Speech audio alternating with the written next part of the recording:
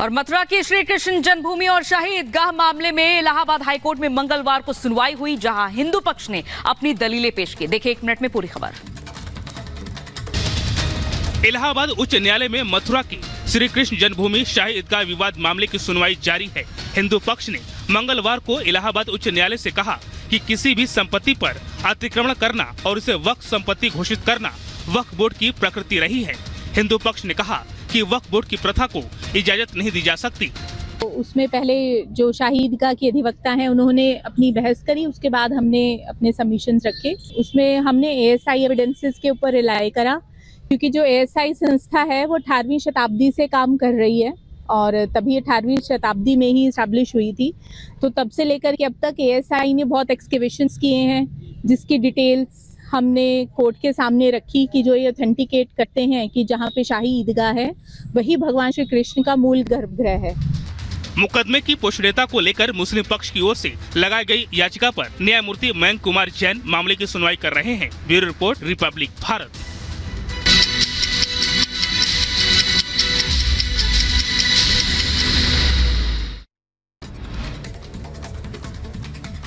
मध्य प्रदेश के मंडला में जूते चप्पल की दुकान में लगी भीषण आग और देखते ही देखते आग करीब 3 दुकानों में फैल गई। आग की लपटें देखकर इलाके में मची अफरा तफरी, वहीं चारों तरफ धुआं ही धुआं दिखाई दिया। आग की सूचना मिलते ही पुलिस और दमकल की टीम घटनास्थल पर पहुंची। दमकल कर्मी की कड़ी मशक्कत के बाद आग पर काबू पाया गया, लेकिन तब तक अंदर रखा सारा सामान जलकर राख हो चुका था। फिलहाल दुकान में आग लगने की वजह का खुलासा नहीं हो सका। उत्तर प्रदेश के बुलंदशहर में दबंगों ने मामूली बात पर एक परिवार के साथ की मारपीट। वीडियो वायरल हुआ। एसएसपी से मिलकर पीड़ित परिवार ने सुनाई अपनी आप बीती। मध्य प्रदेश के भिंड में मतदान को लेकर भिड़े गुट, जमकर चले लाठी डंडे और पत्थर। दोनों गुटों के कई घायल हुए, अस्पताल में भर्ती कराया गया। महाराष्ट्र के सोलापुर में मढ़ा पोलिंग बूथ पर अजीब घटना आई सामने। एक शख्स पर ईवीएम को जलाने की कोशिश का लगा है आरोप। पुलिस ने आरोपी को लिया हिरासत में। भगोड़े कारोबारी नीरव मोदी को यूके कोर्ट से बड़ा झटका लगा। 5वीं बार जमानत याचिका खारिज हुई। लंबी कैद का हवाला देकर मांगी थी जमानत। पीएनबी से 14 करोड़ की धोखाधड़ी का आरोप। रूस यूक्रेन मानव तस्करी मामले में सीबीआई का बड़ा एक्शन। रूस यूक्रेन युद्ध में भारतीय युवाओं को भेजने के मामले में 4 आरोपी धर दबोचे गए। युवाओं को आकर्षक नौकरियों की आड़ में धोखा देकर रूस यूक्रेन युद्ध क्षेत्र में भेजा जा रहा था। यूपी के जौनपुर में अवैध कब्जे पर चला बुलडोजर। भारी संख्या में फोर्स की मौजूदगी में गोठोली में अवैध कब्जा को हटवाया गया।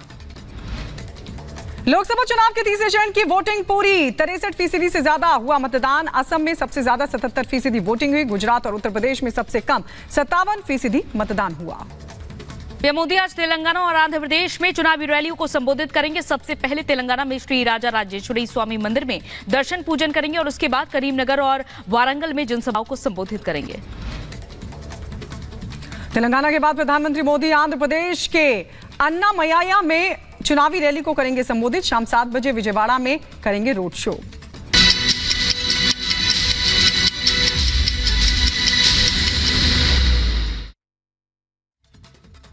चरण के लिए जोर लगा रहे हैं। पीएम मोदी की अगुवाई में बीजेपी 4 जून को 400 पार के नारे के साथ प्रचंड बहुमत के लक्ष्य को लेकर आगे बढ़ रही है और जनता से जीत का आशीर्वाद मांग रही है। 400 पार के लक्ष्य को हासिल करने के लिए पीएम मोदी उत्तर से लेकर दक्षिण तक लगातार तूफानी प्रचार में जुटे हैं। आज प्रधानमंत्री मोदी तेलंगाना और आंध्र प्रदेश में प्रचार करेंगे। करीमनगर और राजमपेट में पीएम की मेगा रैलियां हैं। विजयवाड़ा में आज शाम 7 बजे पीएम का रोड शो होना है। आखिर बीजेपी ने 400 पार वाली बम्पर जीत का लक्ष्य क्यों तय किया है? पीएम मोदी लगातार इस पर जनता से संवाद कर रहे हैं। मोदी को 400 सीटें चाहिए ताकि मैं कांग्रेस और इंडी गठबंधन की हर साजिश को रोक सकूं।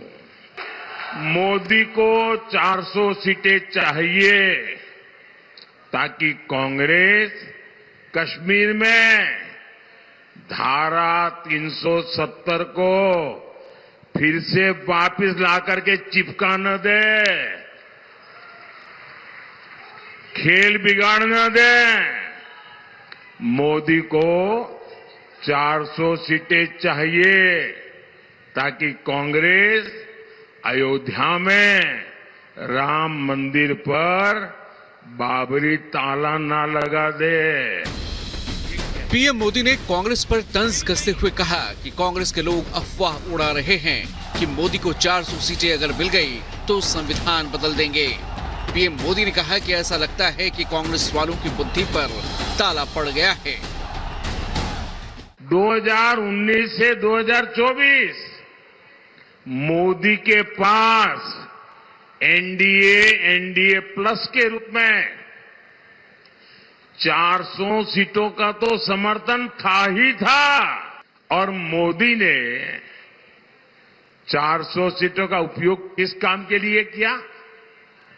मोदी ने 400 सीटों का उपयोग 370 हटाने के लिए किया। मोदी ने 400 सीटों का उपयोग एससी एसटी के आरक्षण को 10 साल आगे बढ़ाने के लिए किया। एक आदिवासी बेटी को पहली बार राष्ट्रपति बनाने के लिए किया। मोदी ने 400 सीटों का उपयोग महिला आरक्षण के लिए किया। बीजेपी का मिशन 400 पार का है और देश की जनता ने अब तक 3 चरणों के चुनाव में हिस्सा लिया है। अब 4 चरणों के चुनाव बाकी हैं। पहले 3 चरण में 63.89% मतदान दर्ज किया गया।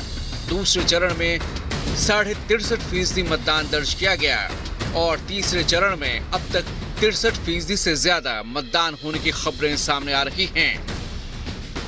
तीसरे चरण के मतदान के बाद पीएम मोदी ने इंडी गठबंधन के 4 जून के बाद रेत की तरह बिखरने की भविष्यवाणी भी कर दी।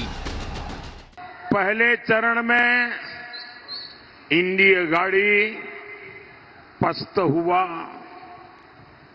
दूसरे में ध्वस्त हुआ और आज तीसरे चरण में इंडी अघाड़ी का कहीं कोई छोटा मोटा दिया अगर जल रहा था वो भी बुझ गया है।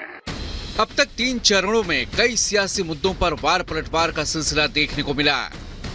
पहले चरण में परिवारवाद, रोजगार, जाति जनगणना और ओबीसी आरक्षण पर वार पलटवार हुआ। दूसरे चरण में कांग्रेस मैनिफेस्टो, मंगलसूत्र, विरासत टैक्स और संविधान पर बातें हुई।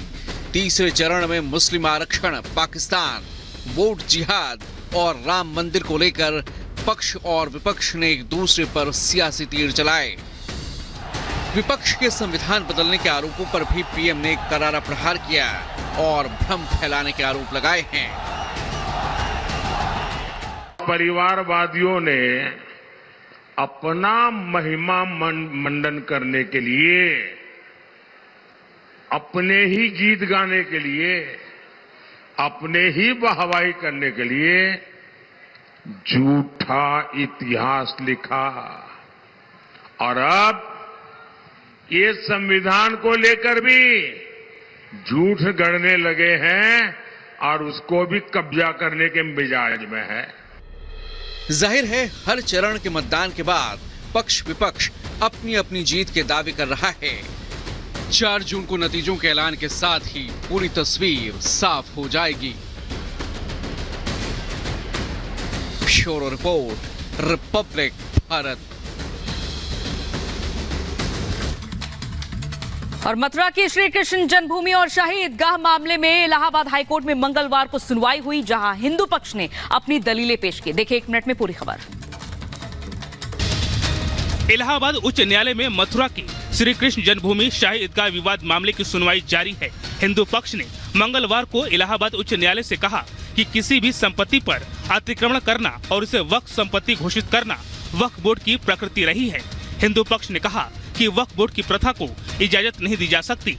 उसमें पहले जो शाही ईदगाह की अधिवक्ता हैं उन्होंने अपनी बहस करी, उसके बाद हमने अपने सबमिशंस रखे। उसमें हमने एएसआई एविडेंसेस के ऊपर रिलाय करा, क्योंकि जो एएसआई संस्था है वो 18वीं शताब्दी से काम कर रही है और तभी 18वीं शताब्दी में ही इस्टेब्लिश हुई थी।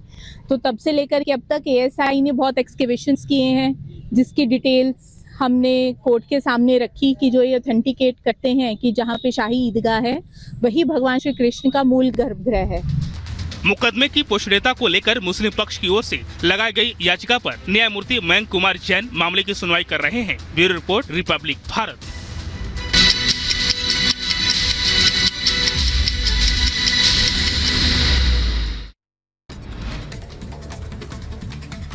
मध्य प्रदेश के मंडला में जूते चप्पल की दुकान में लगी भीषण आग और देखते ही देखते आग करीब 3 दुकानों में फैल गई। आग की लपटें देखकर इलाके में मची अफरा तफरी, वहीं चारों तरफ धुआं ही धुआं दिखाई दिया।